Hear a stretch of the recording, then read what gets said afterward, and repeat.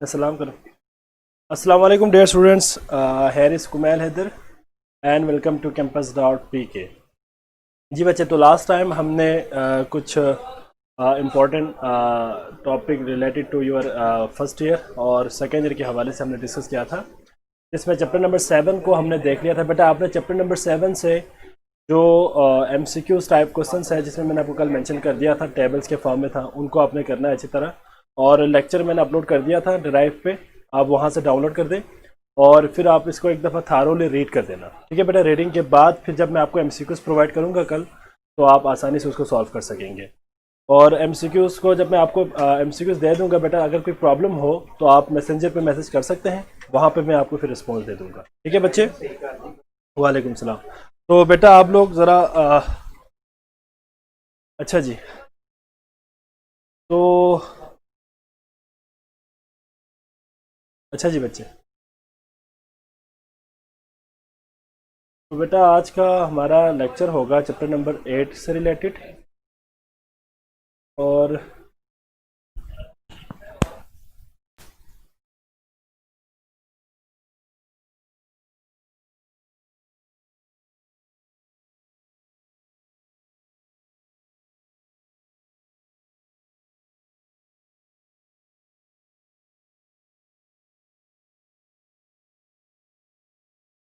अच्छा जी वालेकुम सलाम, वालेकुम सलाम। अच्छा, FLP का सिलेबस बेटा, FLP का सिलेबस आपका होगा चैप्टर नंबर कहाँ तक हुआ था बेटा हमारा, जो last second last FLP chapter 8 तक हुआ था। नेक्स्ट आपका जो FLP होगा वो chapter number 9 solution, first year से चैप्टर 9। और इसके बाद इलेक्ट्रोकेमिस्ट्री, रिएक्शन काइनेटिक्स, 3 चैप्टर हो गए बेटा। और सेकेंड ईयर ऑर्गेनिक से आपने करना है, साथ साथ आप लोग नोट करें बेटा इसको, chapter number 8 sorry chapter number 9 solution, chapter number 10 electrochemistry, chapter number 11 reaction kinetics और chapter number 7 organic fundamental concepts. ठीक है, तो वो आपके पास 7 हो गए। और चैप्टर नंबर 8 और मंडे को जो हम पढ़ेंगे चैप्टर नंबर 9, वो भी शामिल होगा। मतलब आपके पास फर्स्ट ईयर 9 10 11 7 तक हुआ था। तो हाँ जी, तो फिर ऐसा करें, फर्स्ट ईयर 8 9 10 11 और सेकेंड ईयर के चैप्टर नंबर 7 और 8 भी शामिल कर। ठीक है बच्चे, नोट कर लिया बेटा सबने? हाँ जी, मैं ज़रा वैसे बोर्ड पे भी लिख देता हूँ ताकि आप लोग इसको ज़रा याद रखें बेटा, साथ राइट डाउन भी करें, साथ खुद खुद भी। चैप्टर नंबर आपका FLP 4 है बेटा। चैप्टर नंबर आपका फर्स्ट ईयर से आपने करना है बेटा चैप्टर नंबर 8 9 10 11। और सेकेंड ईयर ऑर्गेनिक केमिस्ट्री से आपने करना है चैप्टर नंबर 7 और 8। चलिए 8 तक कर लेते हैं। ठीक है बच्चे, एरोमेटिक हाइड्रोकार्बन शामिल करूं? एरोमेटिक हाइड्रोकार्बन आसान है, वैसे भी शॉर्ट है, इतना मुश्किल नहीं है। हाँ जी, बल्कि कर लेते हैं यार, चैप्टर नंबर 9 भी शामिल होगा। 1 2 3 4 5 6 7 7 चैप्टर्स के, कल वाला तो इंक्लूड नहीं बेटा, कल मंडे को चल। अच्छा तो फिर ठीक है, मैं आपको यहाँ तक दे देता हूँ 8 तक। ठीक है बच्चे, टोटल आपका होगा 6 चैप्टर्स का। ठीक है, 6 चैप्टर्स का होगा आपका FLP। और सर आज तक इंक्लूड कर दें। चलो आज तो हमने ये पढ़ना है ना बेटा, चैप्टर 8 और 9, हो सकता है तो 9 भी कर लेंगे, वरना 8 तो हमने आज करना है ना। चैप्टर 8 तो हम आज कंप्लीट कर देंगे ना बेटा। तो आपका बेटा तैयारी क्यों नहीं होगी बेटा? आपको करना पड़ेगा ना तैयारी, तैयारी के बगैर तो फिर आप कैसे पेपर देंगे? आपका पेपर करीब है बेटा, ECAT का पेपर बहुत करीब है। अब हमने ज़रा क्या कह रहे हो बच्चे? हाँ जी बेटा, आप लोग इसको ज़रा टाइम देके इसको पढ़ लेना बेटा ज़रा। ठीक है, खैर बेटा आप लोग परेशान ना हो, इतना मुश्किल नहीं होगा, आसान होगा। ठीक है बेटा, चले आज का हमारा लेक्चर, हम आज का लेक्चर स्टार्ट कर देते हैं बेटा। आपके सामने स्लाइड्स में शो करता हूँ। ठीक है,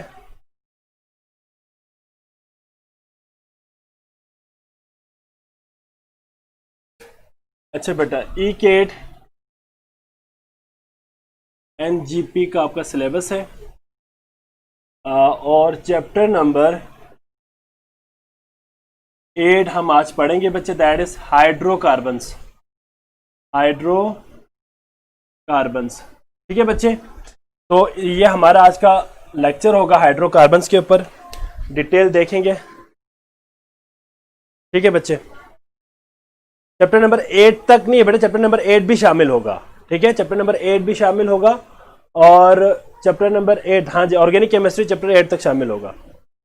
चले बच्चे, आपके सामने अब मैं शो करने लगा हूँ, आपके सामने आगे बेटा slide number 1, that is hydrocarbon. अब जाहिर बात है बेटा, हाइड्रोकार्बन क्या है इसका मेन आइडिया आपको पता होना चाहिए, ठीक है।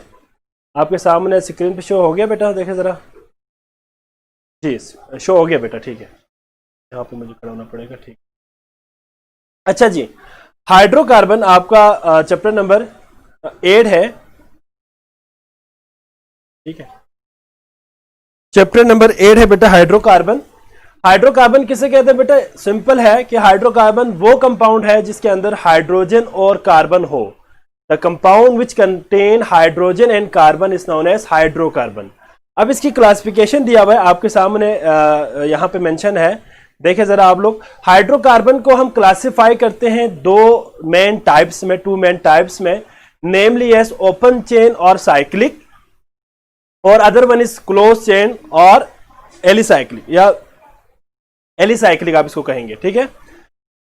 अच्छा जी, इसमें आपके पास जो ओपन चेन है उसमें बेसिकली ओपन चेन और क्लोज चेन में डिफरेंट क्या है बेटा? डिफरेंस ये है कि जो क्लोज चेन है और ओपन चेन, यहां पे मैं बोर्ड पे आपको शो करता हूं बेटा, जरा देख लीजिएगा आप लोग जरा।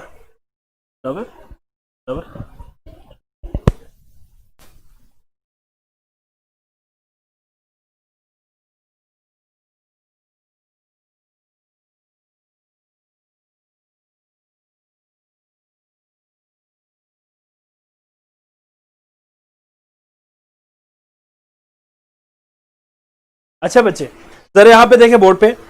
लेट सपोज मेरे पास एक कंपाउंड है, इधर देखें जरा बच्चे। फॉर एग्जांपल मैं यहां पे, आपको नजर आ रहा है ना बेटा जी, ओपन चेन और क्लोज चेन में डिफरेंस ये है। फॉर एग्जांपल मेरे पास एक कंपाउंड है CH3C CH2 CH2 CH3। अब आप जरा देखें तो फॉर एग्जांपल ये मेरे पास फर्स्ट कार्बन है और ये मेरे पास लास्ट कार्बन है। अगर ये फर्स्ट और लास्ट कार्बन दोनों फ्री हो, फ्री से मुराद क्या है बेटा? आपस में दोबारा आपस में बॉन्ड ना हो, इस तरह साइक्लिक फॉर्म में ना हो, जो फर्स्ट और लास्ट कार्बन है वो बिल्कुल फ्री हो, एक दूसरे के साथ अटैच ना हो, तो इसको कहते हैं ओपन चेन। इसको हम क्या कहते हैं? ओपन चेन कहते हैं। लेकिन अगर हमारे पास लेट सपोज यही हो, for example H2C CH2 CH2 CH2 और लास्ट में हमारे पास ये दोनों आपस में अटैच्ड हो। अब आप देखें फॉर एग्जांपल हम यहां से नंबरिंग करते हैं 1 2 3 4। अब हम यहां पे सपोज करते हैं भाई कार्बन नंबर 1 ये है और कार्बन नंबर 4 ये है। अब अगर ये दोनों फ्री हो तो हमारे पास ओपन चेन है, अगर ये फ्री ना हो, आपस में ये बॉन्ड हो, तो इसको हम क्या कहते हैं? साइक्लिक कहते हैं। इसको हम क्या कहते हैं बेटा? साइक्लिक हाइड्रोकार्बन कहते हैं। तो आपके सामने स्लाइड अभी मैं दोबारा शो करता हूं बेटा, जरा देखें। तो हमारे पास एक ओपन चेन है और एक क्लोज चेन है, ठीक है बच्चे जी। बेटा स्लाइड आपके सामने नजर आ रहे हैं ना? अच्छा जी, जो ओपन चेन हाइड्रोकार्बन है और जो क्लोज चेन हाइड्रोकार्बन है, these are further classified into different groups, different types. Like अगर हम ओपन चेन की बात करें तो हमारे पास सैचुरेटेड हाइड्रोकार्बन है और अनसैचुरेटेड हाइड्रोकार्बन है। जो सैचुरेटेड हाइड्रोकार्बन है उसमें ऑब्वियसली बेटा याद रखिएगा, कार्बन की वैलेंसी फुल्ली सेटिस्फाई होंगे, कार्बन तमाम के तमाम बॉन्ड को यूटिलाइज किया होगा, उसको हम क्या कहेंगे बेटा? Saturated hydrocarbon. और अनसैचुरेटेड हाइड्रोकार्बन में क्या होगा बेटा? हमारे पास कार्बन की तमाम वैलेंसी सेटिस्फाइड नहीं होंगे, ठीक है बच्चे। और याद रखिएगा इसमें एग्जांपल आपके पास मीथेन है और अनसैचुरेटेड में आपके पास अल्कीन और अल्काइन। सिंपल वर्डिंग में आप याद रखिएगा कि carbon to carbon single bond है तो सैचुरेटेड हाइड्रोकार्बन है, carbon to carbon double bond या ट्रिपल बॉन्ड है तो वो क्या है? आपके पास अनसैचुरेटेड हाइड्रोकार्बन है। अब क्लोज चेन हाइड्रोकार्बन आपके सामने शो हो रहा है बेटा, एलिसाइक्लिक और एरोमेटिक। एलिसाइक्लिक हाइड्रोकार्बन आपके पास वो हाइड्रोकार्बन है जो कि साइक्लिक फॉर्म में होगा लेकिन नॉन बेंजोनाइड होगा, मतलब उसके अंदर बेंजीन रिंग नहीं होगा। मसलन आपके पास यहां पे देखिए, फॉर एग्जांपल यहां पे मैं बोर्ड पे शो करता हूं बेटा, जरा बोर्ड पे आप लोग सारे देखें जरा। फॉर एग्जांपल यहाँ बोर्ड पे आप लोग जरा देखें, लेट सपोज मेरे पास, इसी में मैं आपको एक एग्जांपल समझा देता हूँ, जरा आप इसको अंडरस्टैंड कर लीजिएगा। फॉर एग्जांपल यहाँ देखिए जरा बच्चे, मेरे पास एक कंपाउंड है, ये देखें, ये आपके पास क्या है बेटा, दिस इज साइक्लोहेक्सेन। साइक्लोहेक्सेन, ये आपके पास एक साइक्लोहेक्सेन है, ये बेंजीन नहीं है। ऐसे कंपाउंड्स को हम एलिसाइक्लिक कहते हैं। इसको हम क्या कहते हैं, एलिसाइक्लिक, जिसके अंदर बेंजीन शामिल ना हो, नॉन बेंजोनाइट। बेंजोनाइट कहते हैं, नॉन बेंजोनाइट कहते हैं जिसके अंदर बेंजीन रिंग इन्वॉल्व ना हो, उनको हम कहते हैं नॉन बेंजोनाइट। क्लियर हो गया बेटा ये पॉइंट? हाँ जी बेटा क्लियर हो गया सारे? जल्दी से बता दे बेटा मुझे, ताकि मैं आगे मूव करूं। जी बच्चे, हाँ जी। तो आपके पास एलिसाइक्लिक और एरोमेटिक है। एरोमेटिक में आपके पास बेंजीन रिंग शामिल है और बाकी उसमें आपके पास बेंजीन रिंग शामिल नहीं है। Slide number 2, working for nomenclature. ठीक है बेटा, अब इसमें आपको एक हिस्ट्री टाइप दिया हुआ है, इसको आप लोगों ने जरा देखना है बेटा। हिस्ट्री टाइप को जरा मैं आपको यहाँ पे समझा देता हूँ, हिस्ट्री टाइप को। जी बेटा, आप लोगों को समझ आ रहा है बेटा? इसमें कोई मसला तो नहीं है? कल एक बच्चे ने, मेरे ख्याल फरवा थी, उस वो कह रहे थे कि सर स्लाइड्स में जो है ज़्यादा हो रहा है तो हमें समझ नहीं आ रहा है इसमें फलान फिस्तान। आप मेरे ख्याल आपकी रिव्यूज में आपने ये दिया हुआ था। बेटा मेरी बात सुने, अगर मैं आपको बोर्ड पे करवाता रहूँ ना तो आपका सिलेबस नहीं ख़त्म होना। ठीक है, आपका सिलेबस ख़त्म नहीं होना, मुझे पता है, क्योंकि आपके पास एक तो बहुत लिमिटेड टाइम है। ठीक है, और अगर मैं बोर्ड पे करूँ तो मैं बहुत सारे टॉपिक को स्किप करते हुए मुझे करना पड़ेगा। जब स्लाइड्स पे मैं करूँगा तो आपके सामने कम से कम टॉपिक तो आपके सामने आ जाता है ना, जो पेपर के हवाले से इंपॉर्टेंट है। ठीक है, स्लाइड का फायदा ये होता है कि अगर मैं यहाँ पे, अगर फॉर एग्जांपल बोर्ड पे एक्सप्लेन ना भी करूँ तो आपके पास एक नोट के फॉर्म में आपके पास आपको मिल जाएगा कि भाई ये कंटेंट शामिल है, तो आप खुद से एक दफ़ा पढ़ लेंगे तो आपके सामने एक गो थ्रू हो जाएगा। बोर्ड पे ये होगा कि अभी जाहिर बात है टाइम कम है और हमने बहुत फास्टली जाना है, तो बहुत सारे पॉइंट्स यहाँ पे रह भी सकता है जो कि आपको यहाँ पे फिर बाद में क्लियर नहीं होगा। मैं आपको स्लाइड्स प्रोवाइड कर रहा हूँ, साथ में मैं आपको एमसीक्यूज प्रोवाइड करूंगा। ठीक है, मैं आपको बता दिया ना, कल इंशाल्लाह संडे को मैं आपको तकरीबन 100 एमसीक्यूज में आपको अपलोड कर दूंगा, जो कि सिर्फ और सिर्फ फर्स्ट ईयर केमिस्ट्री से होगा। और ये मोस्ट इंपॉर्टेंट एमसीक्यूज होंगे जो पेपर के हवाले से बहुत इंपॉर्टेंट है। आप इनको अच्छी तरह प्रैक्टिस करें इनकी। जो चीज़ समझना है आप मुझे मैसेंजर पर मैसेज कर दें, मैं आपको वहाँ पर आपको समझा दूंगा। इसके अलावा वो 100 के 100 एमसीक्यूज, जब आपके ये जो सिलेबस खत्म हो जाएगा ना, तो लास्ट जो 2 डेज है वो हम सिर्फ और सिर्फ इन्हीं एमसीक्यूज को ही डिस्कस करेंगे यहाँ क्लास में। ठीक है, उन एमसीक्यूज को मैं एक्सप्लेन करूंगा आपको, इसका आंसर ये है और इसका आंसर ये ऐसा क्यों है, क्या रीज़न है, वो सारी चीज़ें हम वहाँ पे डिस्कस करेंगे। तो एक दफ़ा आपका सिलेबस गो थ्रू हो जाए ना, इसके बाद फिर एमसीक्यूज की हम प्रैक्टिस करेंगे। फिर जब आपका जो है full length paper, last paper जब होगा ना बेटा, जब आपने लास्ट जब पेपर देना है उसमें complete first year second year complete शामिल होगा, तो उसमें उन्हीं एमसीक्यूज में से ही मैं आपको क्वेश्चन दूंगा। और आप देख रहे हैं बेटा इंशाल्लाह, आई होप सो, जब आप इंटरटेस्ट का पेपर देंगे, ई कैट का पेपर देंगे, तो आपको मोस्टली क्वेश्चन वहीं से मिलेंगे। ठीक है, तो आप लोग परेशान ना हो। ठीक है बच्चे, बस एक दफ़ा इस सिलेबस को ज़रा हमें फास्टली इसको गो थ्रू करने दें। ठीक है बच्चे? हाँ जी ठीक है फरमा बेटा, आप कल आपके मुझे वो आए हुए थे उसमें रिव्यूज़ में कि स्लाइड्स में ज़रा मुश्किल हो रहा है, तो इसलिए मैंने आपको बता दिया है। हाँ जी बेटा, ज़रा बता दें आप लोग अपने पॉइंट ऑफ व्यू बता दें बेटा। सनान, ज़फ़ीर, अब्दुल्ला, मोमिन, हिज़्बुल्ला, हमज़ा, फजर, उस्मान, हाशिर अली, वहाब। जी बेटा जल्दी से बताएं मुझे ज़रा। ठीक है ना बेटा, स्लाइड्स को मैं आपको साथ साथ ड्राइव पे अपलोड भी कर रहा हूँ, आप देख लेना, मैंने ड्राइव पे अपलोड कर दिया है कल। आप वहाँ से उसको डाउनलोड करें, एक दफ़ा आप उसको गो थ्रू खुद से कर लेना। ठीक है, और जो मैं आपको एमसीक्यूज प्रोवाइड करूँगा तो उन एमसीक्यूज का आंसर भी आपको यहीं से मिल जाएंगे। ठीक है बच्चे? फरवा बताओ बेटा ज़रा मुझे। हाँ जी, फरवा इसमें अभी नहीं है ऑनलाइन? अच्छा जी, चले खैर, बता दे बेटा जल्दी से, ताकि मैं फिर उसको आगे फिर मूव करूँ। जल्दी बताया ज़रा।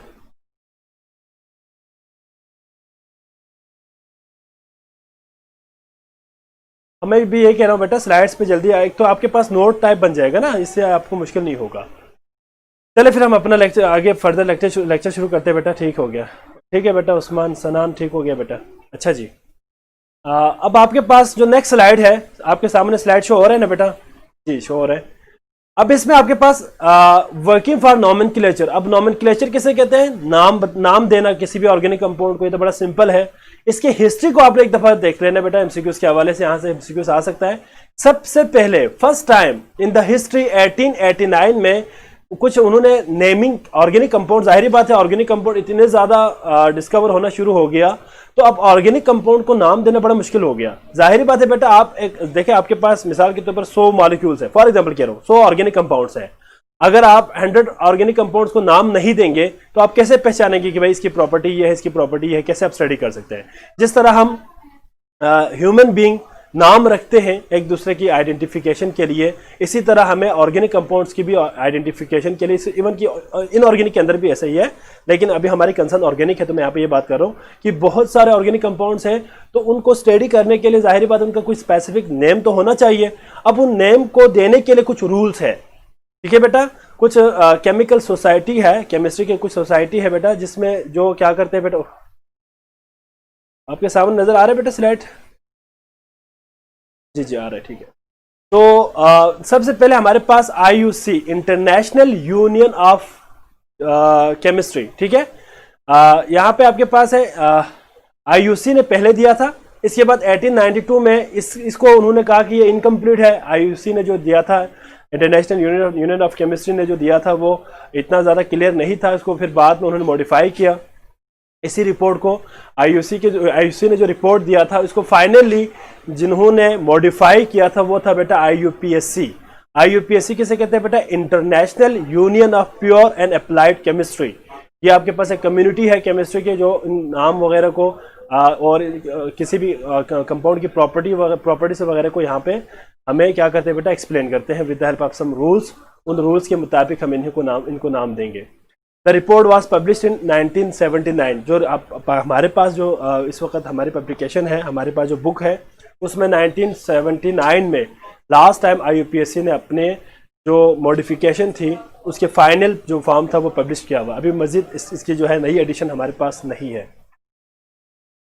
नॉमेनक्लेचर में आपके पास सिंपल है बेटा, आप जरा देख रहे हैं नॉमेनक्लेचर में हम कैसे इनको नाम देंगे बच्चे। तो याद रखिएगा बेटा, सबसे पहली बात तो ये है कि हम लॉन्गेस्ट चेन सिलेक्ट करेंगे। चलो पहले मैं आपको बताता हूँ नॉमेनक्लेचर के दो टाइप है, एक तो कॉमन नेमिंग है और एक हमारे पास IUPAC नेमिंग है।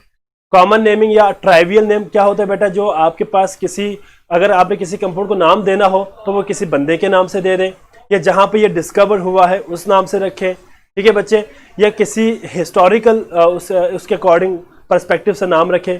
इनको कहते हैं कॉमन नेमिंग या ट्राइवियल नेम। जो IUPAC है वो बाकायदा आपके पास एक सिस्टमैटिक रूल है, उन रूल्स को फॉलो करते हुए हम नाम देते हैं, ठीक है बच्चे। तो आप जरा देखिए, कॉमन नेमिंग में आपके पास मीथेन को मार्च गैस कहते हैं क्योंकि ये मार्शी प्लेस से प्रोड्यूस होते थे। Ethane, propane, butane, n pentane वगैरह, आइसोपेंटेन, ये आइसोब्यूटेन वगैरह, ये सारे आपके पास कॉमन नेमिंग है। और अगर आप यहाँ पे देखें 3 मिथाइल पेंटेन, ये सारा आपके पास जो नंबरिंग करके आप जो नाम देते हैं उसको हम क्या कहते हैं बेटा? IUPAC। अब आपके सामने एक और स्लाइड शो हो गया होगा बेटा, जिसमें मैंने अल्केन और अल्काइन को आपस में कंपेयर किया हुआ है। शॉर्ट के लिए आपके लिए एक शॉर्ट फॉर्म के लिए कंपैरिजन दिया हुआ है, किस तरह आप नाम देंगे अल्केन और अल्काइन को। तीनों में कॉमन चीज क्या है बेटा? सिलेक्ट करना होता है लॉन्गेस्ट चेन, ठीक है बेटा, लॉन्गेस्ट चेन को सिलेक्ट करना होता है। अल्केन में आपके पास जहां से भी मर्जी आप करें, आप अल्केन में नंबरिंग कर सकते हैं, लेकिन अगर आपके पास कोई सब्स्टिट्यूएंट हो, कोई ब्रांच हो, फॉर एग्जांपल मेरे पास, मैं इसको सपोज कर लेता हूं, यहाँ पे देखिए जरा बच्चे, CH3, CH2, CH3 नजर आ रहा है आपको? नजर नहीं आ रहा होगा मेरे ख्याल है, यहां पे लिखता हूं जी। फॉर एग्जांपल यहां देखिए जरा, CH3, CH2, CH3, CH3, for example इस तरह के कोई कंपाउंड हो तो बेटा याद रखिएगा, आप नंबरिंग कहां से करेंगे? वहां से करेंगे जहां से आपको ये सब्स्टिट्यूएंट पास में पड़े, तो आप यहां से करेंगे नंबरिंग, ठीक है। अदरवाइज अगर कोई सब्स्टिट्यूएंट नहीं हो तो आप कहीं से भी क्या कर सकते हैं? नंबरिंग कर सकते हैं। लेकिन अल्कीन के अंदर क्या है बेटा? जहां से डबल बॉन्ड करीब पड़े वहां से नंबरिंग करना होता है। अल्काइन में जहां से ट्रिपल बॉन्ड करीब पड़े वहां से नंबरिंग करना होता है। इसके बाद आपके पास नंबरिंग के बाद आपने फिर नाम देना होता है। सबसे पहले सब्स्टिट्यूएंट का आपने नाम देना होता है, उसके बाद फिर आप पेरेंट नेम देना होता है। ये सारी चीजें यहाँ पे लिखी हुई बेटा, आप इसको एक दफा पढ़ लेना, ठीक है। नेक्स्ट आपके पास जनरल पॉइंट्स फॉर अल्केन और अल्काइन, इनके लिए कुछ पॉइंट्स यहाँ पे दिया हुआ है। याद रखिएगा बेटा, MCQs के हवाले से अल्केन्स को हम पैराफिन कहते हैं, ठीक है। पैराफिन मीन्स लिटिल एफिनिटी, इनकी रिएक्टिविटी बहुत कम होती है, इसलिए उसको हम क्या कहते हैं? पैराफिन। और जो अल्कीन है उनको हम ऑयलीफिन कहते हैं। ऑयलीफिन इसलिए कहते हैं क्योंकि इनकी जो प्रोडक्ट है, ये जो कंपाउंड है, ये बेसिकली ऑयली फॉर्म, जो प्रॉपर्टीज है वो ऑयल से ज्यादा मिलती जुलती है, इसलिए ऑयल फॉर्मिंग, बेसिकली ये ऑयल बनाते हैं, इसलिए हम इसको ऑयल फार्मिंग कहते हैं। उनकी प्रॉपर्टीज ऑयल से मिलती जुलती है। Unsaturated hydrocarbon which contain a triple bond between two carbon atoms are called alkynes. General formula तीनों का दिया हुआ है यहाँ पे, और आपके पास इसमें सबसे लोवेस्ट फैमिली मीथेन है, अल्कीन में आपके पास ईथेन है, और अल्काइन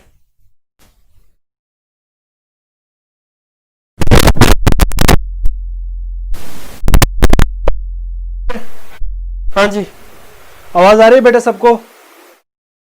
ठीक है बेटा, जरा असल में ना ये माइक की बैटरी डाउन हो गए थे। अब आवाज आ रही है बेटा सबको? जी जी बच्चे, शुक्र है उस्मान बेटा, शुक्र है। हाँ जी, चले ठीक है बेटा। समझ आया बेटा यहां तक सबको? हाँ जी। सेबेटियर-सैंडर्स रिएक्शन आपके सामने मेंशन है बेटा। Sabatier Senderens reaction is nothing else but the hydrogenation of alkene and alkyne. अगर हम अल्कीन या अल्काइन की हाइड्रोजनेशन करें, एडिशन ऑफ हाइड्रोजन करें, तो बेटा आपके पास क्या बनते हैं? अल्केन बनते हैं।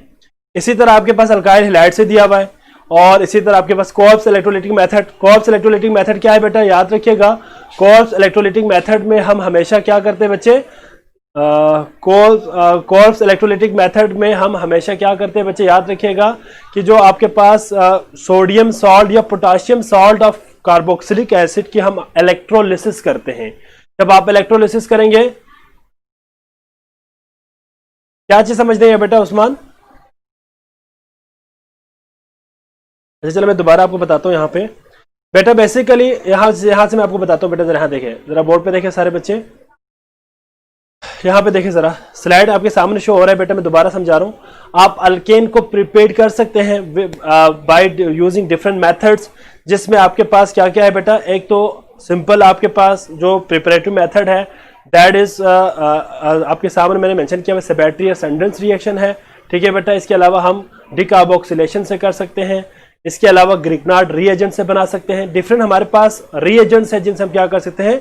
अल्केन्स को प्रिपेयर कर सकते हैं। तो यहाँ पे हमारे पास रिएक्शन, यहाँ पे आपके सामने टेबल अभी मैं शो करने लगा हूँ, इसी टेबल की मदद से हम इन रिएक्शंस को देखेंगे जी। अब मैंने आपको अभी कहा बेटा, सेबेटियर-सैंडर्स रिएक्शन में क्या है? सेबेटियर-सैंडर्स रिएक्शन आपके सामने है। इट मींस आप क्या करते हैं सेबेटियर-सैंडर्स रिएक्शन में? आप भी मल्टीपल बाउंड कंपाउंड्स को या अल्कीन और अल्काइन की हाइड्रोजनेशन करते हैं in the presence of nickel as a catalyst, और 200 से 300 डिग्री सेल्सियस टेम्परेचर आप मेंटेन करते हैं, तो आपके पास क्या बनेगा? अल्केन बनेगा। इसी तरह अल्काइल हैलाइड्स को भी हम, अगर अल्काइल हैलाइड को जिंक मेटल की मौजूदगी में किसी भी हाइड्राइड के साथ, अगर हमारे पास एच एक्स हमारा यहाँ पे क्या है? HCl है, HBr है, ठीक है, हाइड्रोजन आयोडाइड है, मतलब इनमें से किसी के साथ हम रिएक्ट करवा दें तो अल्केन बनेगा। ठीक है बच्चे? हाँ जी। अब नेक्स्ट आपके पास है बेटा, that is from Grignard reagent, आपके सामने दिया हुआ बेटा। अगर आप ग्रिग्नार्ड रिएजेंट को वाटर के साथ रिएक्ट करवा दें तो बेटा याद रखिएगा आपके पास अल्केन बनेगा। इसी तरह क्लेमेंसन रिडक्शन रिएक्शन है, किसी भी कीटोन को अगर हम कीटोन की रिडक्शन करें, ये बेसिकली रिडक्शन है, कीटोन के अंदर अगर आप हाइड्रोजन को ऐड करें इन the presence of zinc amalgam, zinc mercury को हम जिंक एमलगम कहते हैं, in the presence of hydrochloric acid, तो आपके पास क्या बनेगा? अल्केन बनेगा। बेटा एमसीक्यूज के हवाले से याद रखिएगा, क्लेमेंसन में रिडक्शन होती है कीटोन की, और वुल्फ किचनर में याद रखिएगा रिडक्शन होती है एल्डिहाइड की। तो ये आपने एमसीक्यूज के हवाले से याद रखनी है। और एल्डिहाइड की अगर हम रिडक्शन करें इन the presence of hydrazine, N2H4 is hydrazine, in the presence of potassium hydroxide, तो आपके पास क्या बनेगा बेटा? अल्केन बनेगा। ठीक है बच्चे? हाँ जी। इसके बाद नेक्स्ट है आपके पास बेटा, that is reactivity of alkane. There are, अच्छा अभी थोड़ी देर पहले हमने बात की बेटा कि अल्केन की रिएक्टिविटी कम होती है, इसलिए इसको हम लेस एफिनिटी कहते हैं। इसके रीजंस दिया हुआ है कि भाई ऐसा क्यों है कि अल्केन की रिएक्टिविटी कम क्यों होती है। एक तो यह है कि इलेक्ट्रोनेगेटिविटी डिफरेंस कार्बन और हाइड्रोजन के दरमियान सिर्फ और सिर्फ 0.4 है, जो कि नॉन पोलर शो कर रहा है। दूसरी बात, जो सिग्मा बॉन्ड है वो इनर्ड होते हैं। जब वो सिग्मा बॉन्ड इनर्ड होंगे बेटा, कोई भी इलेक्ट्रोफाइल हो या न्यूक्लियोफाइल हो, वो आसानी से अटैक नहीं कर सकते, इसलिए उनकी रिएक्टिविटी बहुत कम होती है। इसमें मीथेन की केमिस्ट्री दिया हुआ बेटा, अगर हम मीथेन की ऑक्सीडेशन करें तो कार्बन मोनोऑक्साइड, वाटर और कार्बन ब्लैक प्रोड्यूस हो जाएंगे। यहां पे एक बात याद रखिएगा, अगर हम मीथेन को in the limited supply of air, अगर हम ऑक्सीजन को लिमिटेड सप्लाई ऑफ एयर दे दें तो कार्बन मोनोऑक्साइड बनेगा बेटा, और अगर हम ऑक्सीजन को एक्सेस में दे दें, ज्यादा ऑक्सीजन प्रोवाइड करें और मीथेन की ऑक्सीडेशन करें तो बेटा याद रखिएगा कार्बन डाइऑक्साइड बनती है। ठीक है, इसके अलावा मजीद ऑक्सीडेशन से हमारे पास, अगर हम इसको मेटालिक कोई मेटल ले, catalyst 400 degree Celsius temperature maintain करें और 200 प्रेशर मेंटेन करें और ऑक्सीडेशन करें तो बेटा मीथेन की ऑक्सीडेशन से मिथाइल अल्कोहल बनेगा। मिथाइल अल्कोहल की मजीद oxidation in the same conditions आपके पास क्या बनेगा, फॉर्मल्डिहाइड बनेगा, और फॉर्मल्डिहाइड की मजीद ऑक्सीडेशन से क्या बनेगा बेटा, फॉर्मिक एसिड बनेगा। और अगर आप फॉर्मिक एसिड की मजीद ऑक्सीडेशन करें तो बेटा याद रखिएगा कार्बन डाइऑक्साइड और वाटर बनता है। ठीक है, इसके अलावा यहां पे CH4 मीथेन के अंदर अगर हम हाइड्रोजन, इसके नाइट्रिक एसिड को अगर हम ऐड करें तो जाहिर बात है हमारे पास ऐसे कंपाउंड्स बनेंगे जो कि आपके पास क्या होगा बेटा, नाइट्रोमीथेन बनेंगे। ठीक है, और साथ में वाटर प्रोड्यूस हो जाएंगे। इसके अलावा कल भी हमने बात की थी फोटो केमिकल रिएक्शंस है, लाइक मीथेन की अगर हम क्लोरीनेशन करें तो हमारे पास मिथाइल क्लोराइड बनेगा, methylene chloroform, carbon tetra chloride आपके पास बन जाएगा। Preparation of alkene, dehydrohalogenation. ठीक है बेटा, dehydration of alcohol, dehalogenation of vicinal dihalide और Kolbe's electrolysis of the dicarboxylic acid. अच्छा, यहाँ पे एक बात याद रखिएगा बेटा, विसिनल डाइहैलाइड क्या चीज है, इसको जरा मैं आपको बता देता हूँ विसिनल डाइहैलाइड क्या है। यहां देखिए जरा बोर्ड पे सारे बच्चे, विसिनल डाइहैलाइड कहते हैं, यहाँ पे बेटा एमसीक्यूज के हवाले से याद रखिएगा, एक बहुत इंपॉर्टेंट पॉइंट आ रहा है, मैं आपको यहाँ पे शो करता हूँ। यहाँ देखिए जरा बेटा, विसिनल किसे कहेंगे। फॉर एग्जाम्पल मेरे पास एक कंपाउंड है CH2C सिंगल बॉन्ड CH2, और यहां पे फॉर एग्जांपल कोई ब्रोमीन है, यहां पे भी हमारे पास क्या है बेटा, ब्रोमीन है। ठीक है, और एक कंपाउंड ये है H3C CH Br और Br। अब आपको नजर आ रहा है बेटा, यहां पे दो कंपाउंड मैंने लिखा है। इस कंपाउंड में देखें जरा आप, एडजेसेंट कार्बन पे दो हेलोजन अटैच्ड है, इसको कहते हैं विसिनल। इसको क्या कहते हैं, विसिनल डाइहैलाइड। और अगर एक ही कार्बन के ऊपर दो हेलोजन अटैच हो तो उसको कहते हैं जर्मिनल। ठीक है बच्चे, जर्मिनल हैलाइड। विसिनल हैलाइड और जर्मिनल हैलाइड में क्या डिफरेंस है, विसिनल में एडजेसेंट कार्बन के ऊपर आपके पास हेलोजन मौजूद होगा और जर्मिनल में एक ही कार्बन के ऊपर हेलोजन होंगे। क्लियर हो गया बेटा, हाँ जी। इसके बाद कॉर्प्स इलेक्ट्रोलिसिस वही है, कॉर्प इलेक्ट्रोलाइटिक मेथड सेम ही है। जनरल मेथड ऑफ प्रिपरेशन में आपके पास बेटा ये कंडीशन याद रखिएगा और कैटालिस्ट आप याद रखिएगा। ठीक है, एमसीक्यूज के हवाले से। और साथ में आपको पूछ सकते हैं कि भाई अगर हम किसी अल्कोहल की डिहाइड्रेशन करें तो क्या बनेगा, ऑब्वियसली अल्कीन बनेगा। देखिए यहाँ पे विसिनल डाइहैलाइड के एग्जांपल दिया हुआ है, एडजेसेंट कार्बन के ऊपर हेलोजन अटैच्ड है। पार्शियल हाइड्रोजनेशन ऑफ अल्काइन में बेटा जो कंडीशन है वो ये है, प्लाडियम और बेरियम सल्फाइड की मौजूदगी में और क्विनोलिन एज अ क्या है बेटा, पॉइजन। यहां पॉइजन से मुराद ये है कि ये कैटालिस्ट की एक्टिविटी को कंट्रोल करती है, क्विनोलिन। ठीक है, जब क्विनोलिन इसकी एक्टिविटी को कंट्रोल करेंगे तो हमारे पास अल्काइन से अल्कीन बनेगा, अल्केन में नहीं जाएगा, और ये सिस अल्कीन बनता है। ठीक है बेटा, नेक्स्ट आपके पास ट्रांस अल्केन के लिए कंडीशन क्या है, सोडियम इन लिक्विड अमोनिया और -33 डिग्री सेल्सियस टेम्परेचर मेंटेन करते हैं। रिएक्शन ऑफ अल्कीन में आपके पास हाइड्रोजनेशन है, एडिशन ऑफ हेलोजन एसिड है, सल्फोनेशन है, हेलोजिनेशन है, एडिशन ऑफ हाइपोहेलस एसिड्स है। ठीक है बेटा, और ऑक्सीडेशन रिएक्शन हमारे पास कौन सी है बेटा, एडिशन ऑफ ऑक्सीजन है, ओजोनोलिसिस है, कंबशन है, हाइड्रोक्सिलेशन है। ठीक है बेटा, सबसे पहले आपके पास यहाँ पे आता है पॉलीमराइजेशन। पॉलीमराइजेशन किसे कहेंगे बेटा, आपके पास सिंपल मोनोमर्स आपस में मिलेंगे, सिंपल मोनोमर्स आपस में मिलेंगे और लॉन्ग चेन आपके पास क्या बनाएंगे बच्चे, क्या बना देंगे, लॉन्ग चेन ऐसे कंपाउंड्स बना देंगे जिनके अंदर आपके पास क्या होगा बेटा, याद रखिएगा, बहुत सारे मॉलिक्यूल्स आपस में मिलेंगे, थाउजेंड्स में, मिलियंस में मॉलिक्यूल्स, मोनोमर्स मिलके आपके पास क्या बनाएंगे बेटा, पॉलीमर्स बना देंगे। क्लियर हो गया बच्चे यहां तक सबको, किसी बच्चे को कोई प्रॉब्लम बेटा इसमें? यहाँ पे उन्होंने एग्जाम्पल भी दिया हुआ है, ठीक है। आपके पास यहाँ पे जो कैटालिस्ट इस्तेमाल करेंगे that is aluminium try ethyl, ठीक है बेटा, और टाइटेनियम टेट्राक्लोराइड को एज ए कैटालिस्ट इस्तेमाल करते हैं ताकि पोलिमराइजेशन बेस्ट हो। इसके अलावा कुछ और रिएक्शन है बेटा, ऑक्सीडेशन से कार्बन डाइऑक्साइड बनती है बेटा। इसके अलावा आपके पास यहाँ पे हाइड्रोजनेशन से इथेन बनेंगे, अल्केन बनेंगे, ठीक है बच्चे। और यहाँ पे अगर हम इसकी हेलोजिनेशन करें तो विसिनल डाइहैलाइड बनेंगे, ठीक है बच्चे। और यहाँ पे बहुत सारे एग्जांपल्स दिया हुआ है। इसके अलावा अगर हम ऑक्सीजन की एडिशन करें तो बेटा इथाइलिन ऑक्साइड, इथाइलिन इपोऑक्साइड्स बनेगा बेटा आपके पास। यहाँ पे देखिए साइक्लिक फॉर्म में होगा, ये भी एग्जाम्पल उन्होंने यहाँ पे मेंशन किया हुआ है। ओजोनोलिसिस भी आपके पास यहाँ पे, अभी नहीं ओजोनोलिसिस, यहाँ पे एक और एग्जाम्पल भी बेटा इंपॉर्टेंट, वो ये है कि आपके पास मस्टर्ड गैस को हम beta beta dichloro ethyl sulphide, ठीक है बेटा, beta beta dichloro ethyl sulphide कहते हैं। इसकी प्रिपरेशन आपने याद रखनी है, ये किससे बनेगा बेटा, ईथीन से बनेगा। एमसीक्यूज के हवाले से याद रखिएगा, mustard gas is prepared from ethene, ठीक है। डाइक्लोरो सल्फाइड हम इस्तेमाल करते हैं इसके अंदर, और यहां से आपके पास मस्टर्ड गैस बनेगा। प्रिपरेशन ऑफ अल्काइन में डिहाइड्रोहेलोजिनेशन है, dehalogenation of tetrahalide, electrolysis of dicarboxylic acid and form calcium carbide. these are different क्या है बेटा आपके पास, क्या हुआ यार, अच्छा जी।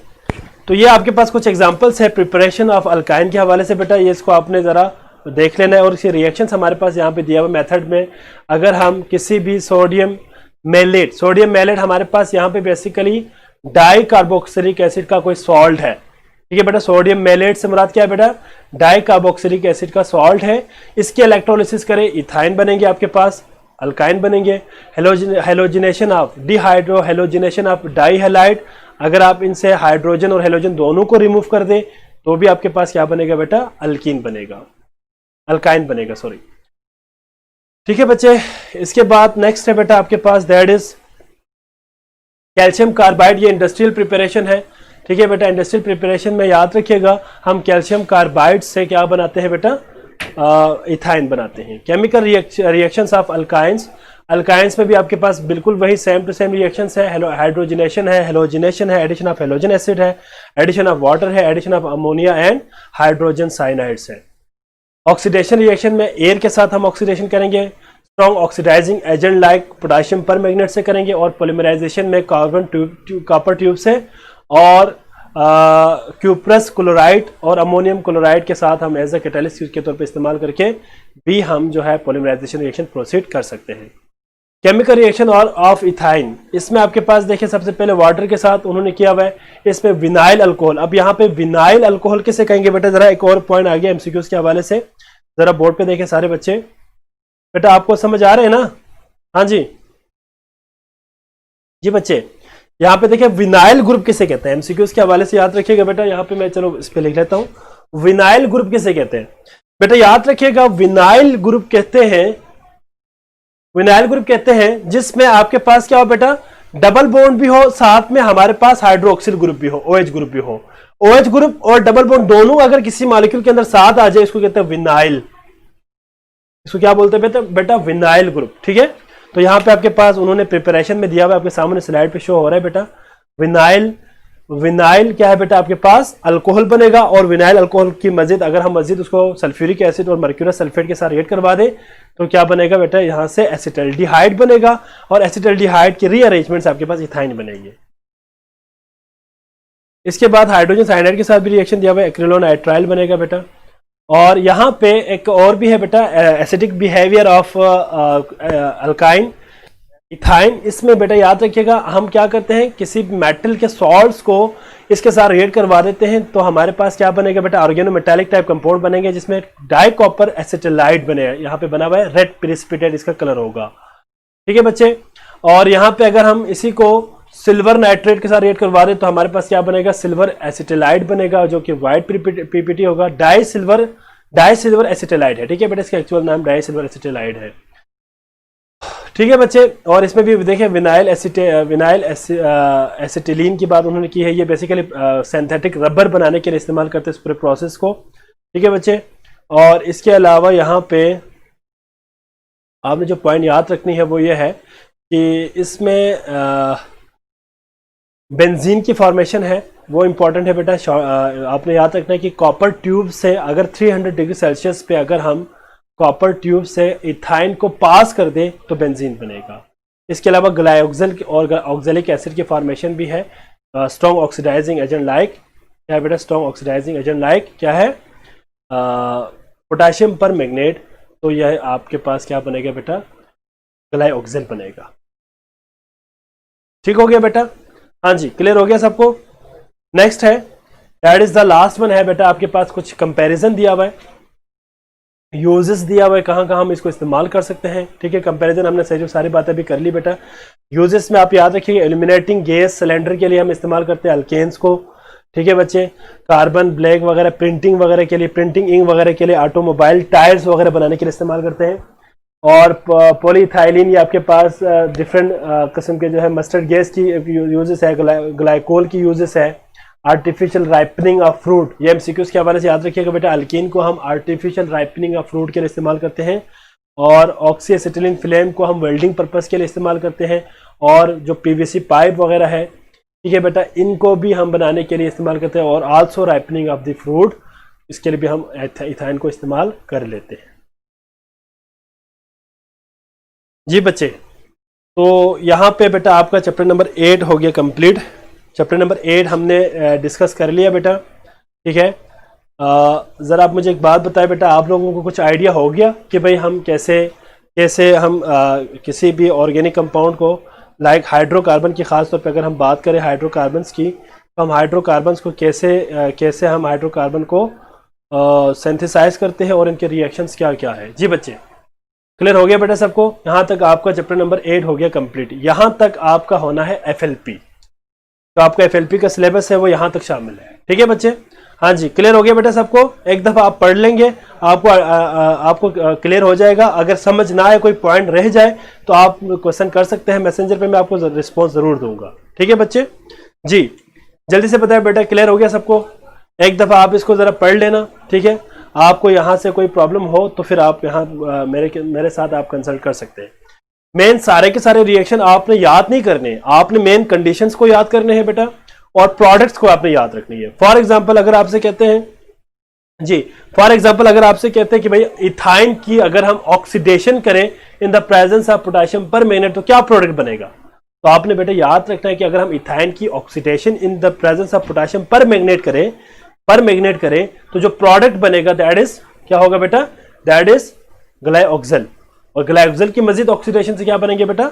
ऑक्जेलिक एसिड बनेंगे। ठीक है, इसी तरह आपके पास फॉर एग्जांपल, हाँ जी, एक और एमसीक्यूज में आपको यहाँ पे डिस्कस कर रहा हूं बेटा। चलिए एमसीक्यूज यहाँ पे हम डिस्कस करते हैं। जरा बोर्ड पे देखें सारे बच्चे, जल्दी से मुझे इसका आंसर बताना है। ठीक है, क्वेश्चन ये है कि oxidation of methane produced a product in the presence of copper and temperature आपके पास है बेटा 400 degree Celsius temperature. Option alpha है आपके पास कार्बन डाइऑक्साइड, बीटा है आपके पास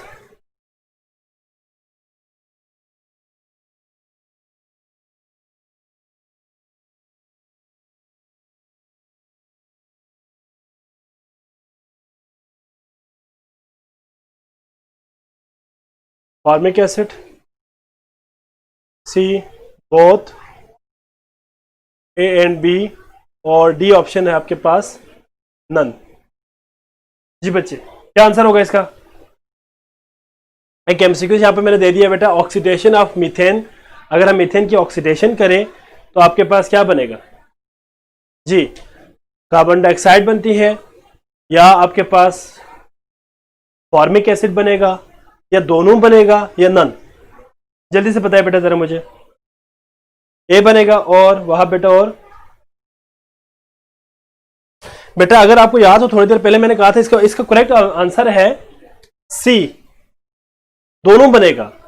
बेटा मैंने आपको पहले कहा था अगर आप मीथेन को, इधर देखें जरा, मैं बोर्ड पे लिखने लगा हूं, मीथेन CH4, चलो इधर लिखता हूं, यहां देखिए बेटे जरा, हाँ जी, फॉर एग्जाम्पल अगर आप CH4 की ऑक्सीडेशन करते हैं in the presence of copper as a catalyst, copper as a catalyst, और टेम्परेचर आपने 400 डिग्री सेल्सियस टेम्परेचर मेंटेन करें, तो आपके पास सबसे पहले इसके ऑक्सीडेशन से बनता है बेटा आपके पास मेथनॉल CH3OH, ठीक है। इसकी मजीद ऑक्सीडेशन से फॉर्मल्डिहाइड बनेगा, CH3OH की अगर हम मजीद ऑक्सीडेशन करें तो फॉर्मल्डिहाइड बनेगा, HC+OH फॉर्मल्डिहाइड बनेगा। मजीद इसकी ऑक्सीडेशन करें फॉर्मल्डिहाइड की, तो फॉर्मल्डिहाइड की ऑक्सीडेशन से आपके पास बनेगा फॉर्मिक एसिड, ठीक है बच्चे। और फॉर्मिक एसिड की मजीद हम ऑक्सीडेशन करें तो ये आपके पास बना देगा कार्बन डाइऑक्साइड और वाटर। अब आप जरा देखें, आपके पास सारी चीजें बन रहे हैं, यहां देखें जरा, मेथनॉल भी बन रहा है, फॉर्मल्डिहाइड भी बन रहा है, फॉर्मिक एसिड भी बन रहा है, कार्बन डाइऑक्साइड भी बन रही है, तो मतलब इसका ऑप्शन क्या होगा, बोथ A एंड B। तो आपने इन रिएक्शन को जरा इस तरह आपने देख लेना। ठीक हो गया बच्चे, क्लियर हो गया सबको? जी बच्चे, हाँ जी, क्लियर हो गया बेटे सबको?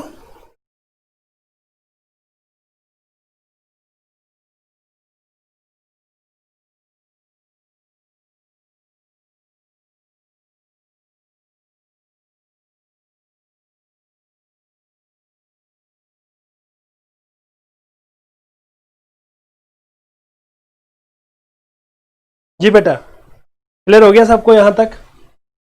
हाँ जी, चले हम थोड़ा आगे नेक्स्ट स्टार्ट कर लेते हैं बेटा। हमारे पास 10 मिनट पूरे हैं, ठीक है, इसको हम ज़ाया नहीं करेंगे, ठीक है। तो जस्ट एक मिनट बेटा।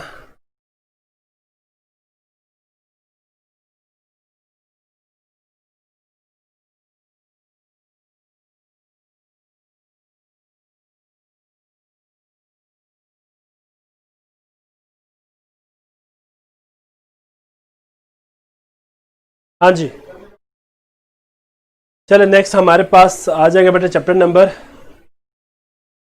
नंबर आपके पास है बच्चे,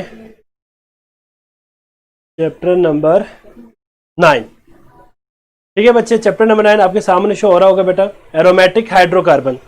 एरोमेटिक हाइड्रोकार्बन किसे कहेंगे बेटा? एरोमेटिक हाइड्रोकार्बन वो हाइड्रोकार्बन है जिसमें आपके पास बेंजीन रिंग इन्वॉल्व हो, जिसमें क्या हो बेटा, बेंजीन।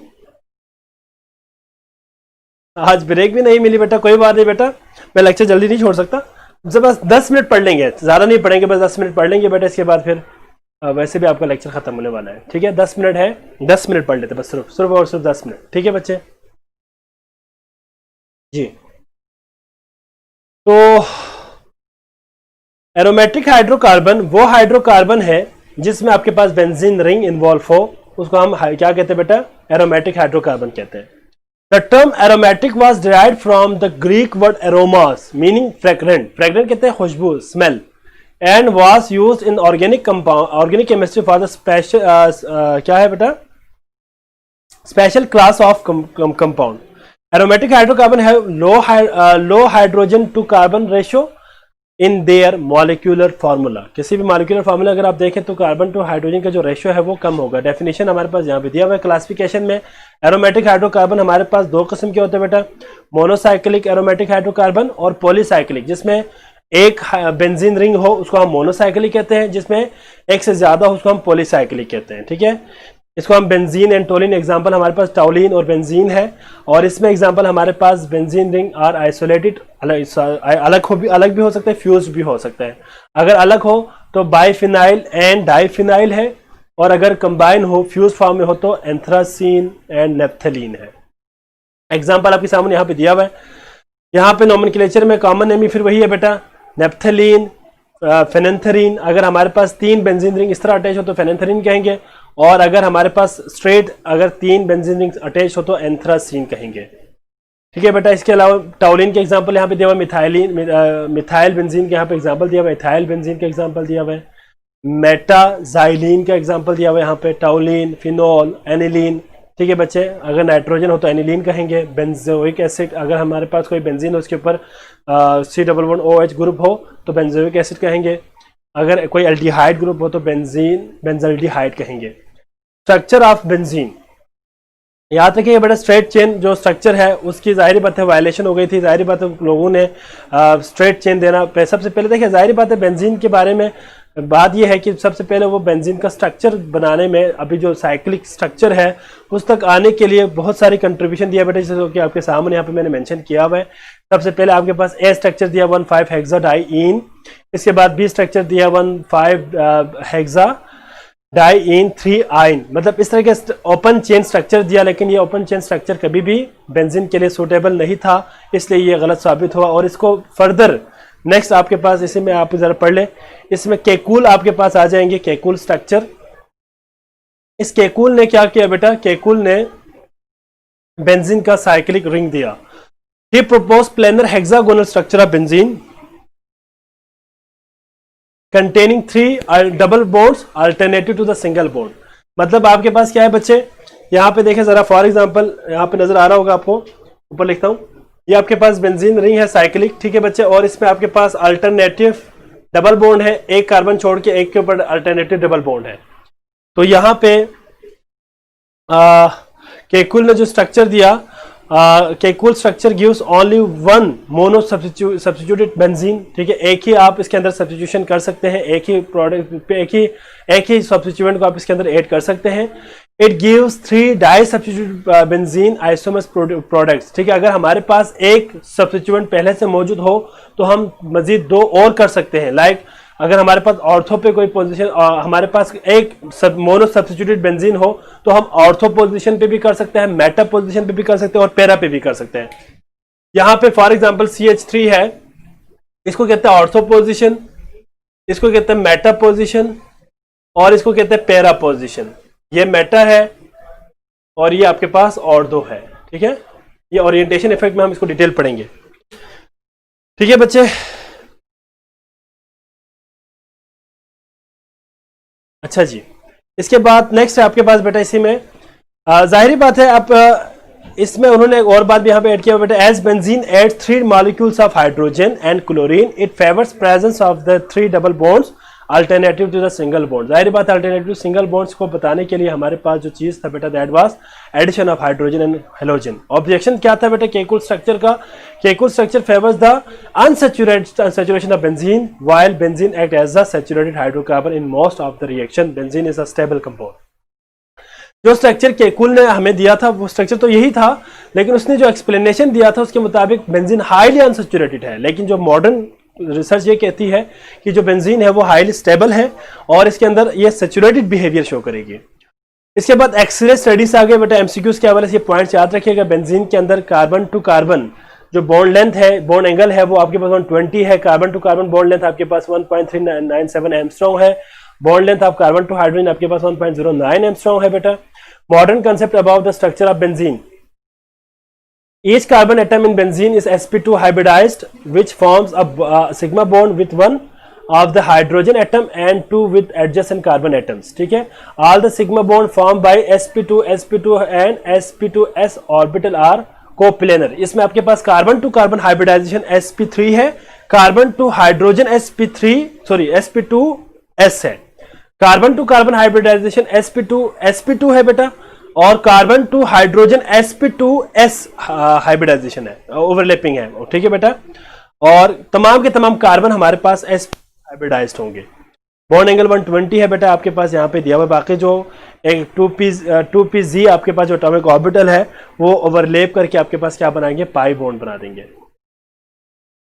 यहाँ पे एक टेबल दिया हुआ, इस टेबल को जरा पढ़ लेना बेटा, एमसीक्यूज के हवाले से याद रखना। इसमें आपके पास कुछ एक्सपेक्टेड जो और एक्चुअल हाइड्रोजनेशन की उन्होंने जो वैल्यूज लिखा हुआ है बेंजीन के हवाले से, इसको जरा पढ़ लेना बेटा शॉर्ट उसके लिए, एमसीक्यूज के लिए बेटा, ठीक है। और स्टेबिलिटी ऑफ बेंजीन के हवाले से बेटा हम बात करेंगे। तो stability of benzene is due to the क्या है बेटा, extensive delocalisation of electronic cloud. जाहिर बात है इलेक्ट्रॉनिक क्लाउड्स की डीलोकलाइजेशन ज़्यादा है, इसलिए ये क्या है बेटा आपके पास हाईली स्टेबल है, रेजोनेंस स्ट्रक्चर इसके अंदर ज़्यादा है, इस वजह से भी हमारे पास इसकी क्या है बेटा स्टेबिलिटी ज़्यादा है। इसी डीलोकलाइज पाई इलेक्ट्रॉन की वजह से ही आपके पास बेंजीन के अंदर 5 रेजोनेंस स्ट्रक्चर बनता है, जिसकी वजह से इसकी स्टेबिलिटी ज़्यादा हो जाती है। अच्छा जी, चले रेजोनेंस मेथड वाला हम नेक्स्ट टाइम पढ़ेंगे बेटा, ठीक है। अभी हम यहाँ पे स्टॉप कर लेते हैं, आई थिंक सो, क्योंकि टाइम ख़त्म हो गया है।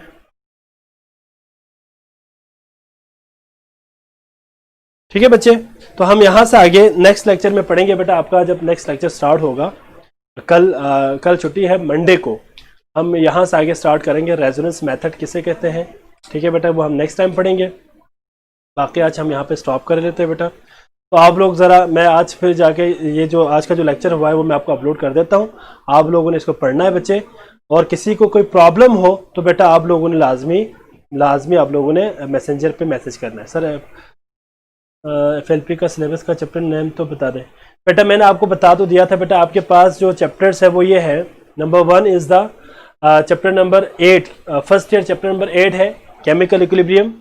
चैप्टर नंबर 9 आपके पास सॉल्यूशन है। चैप्टर नंबर 10 आपका इलेक्ट्रोकेमिस्ट्री है। चैप्टर नंबर 11 आपका रिएक्शन काइनेटिक्स, फर्स्ट ईयर हो गया।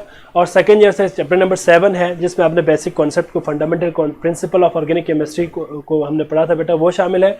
इसके बाद चैप्टर नंबर 8 है, that is hydrocarbon. Chapter number 8 तक है, ये 9 शामिल नहीं होगा, बेंजीन शामिल नहीं होगा। ठीक है बच्चे, तो बेटा लेक्चर के हवाले से अपने रिव्यूज लाजमी दे दीजिएगा बेटा, और इंशाल्लाह नेक्स्ट टाइम फिर मुलाकात होगी बेटा। आपके FLP के लिए बेस्ट ऑफ लक, ठीक है बेटा। इंशाल्लाह मंडे को फिर मुलाकात होगी।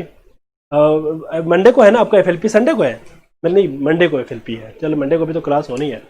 तो बाकी ठीक है बच्चे, अपना बहुत सारा ख्याल रखिएगा बेटा, ठीक है। इंशाल्लाह नेक्स्ट टाइम फिर मुलाकात होगी। अल्लाह हाफिज़।